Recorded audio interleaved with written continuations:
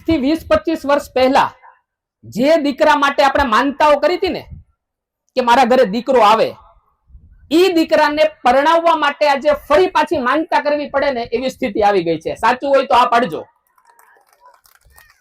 અને આજથી 20-25 વર્ષ પહેલા જે દીકરી માટે કોઈ આયોજનો નહોતું, આપણી પાસે કોઈ ઈચ્છા વ્યક્ત કરી નહોતી કે આ દીકરી મારા ઘરમાં આવે, કદાચ માતા પિતાએ પણ નહીં, સમાજે નહીં, કોઈ સોસાયટીએ નહીં, કોઈની એવી ઈચ્છા નહોતી કે દીકરીનું અવતરણ થાય, છતાં ઈશ્વરે પોતાના હૃદયના કાળજામાંથી એક ટુકડો કાપી અને તમારા ખોળામાં જે નાખેલો ને, એ દીકરીની સાથે પરણવા માટે તમારા ઘરના ઉંમરે આજે પરિવારોની લાઈન લાગી છે. સાચું હોય તો કહેજો.